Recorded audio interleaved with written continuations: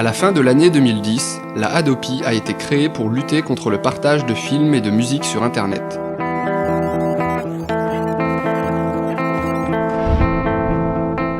Pourtant, 2010 avait été une année record pour le nombre d'entrées en salle au cinéma, et les recettes des concerts ont progressé de 61% entre 2005 et 2009.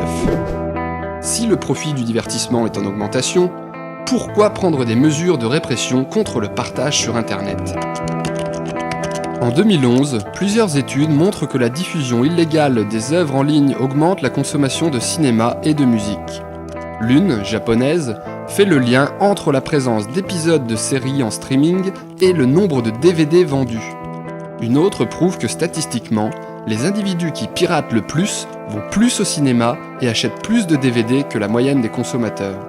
Enfin, l'évolution du nombre d'entrées en concert ces dernières années parle d'elle-même.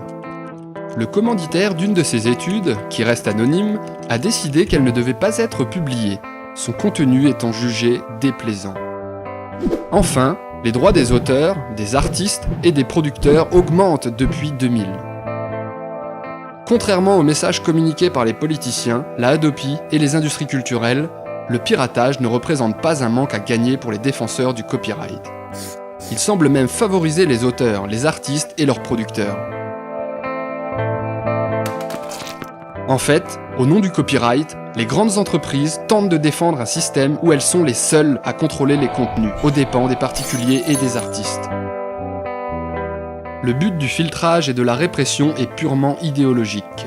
La diffusion alternative des œuvres doit être vue par les consommateurs comme mauvaise, illégale et dangereuse.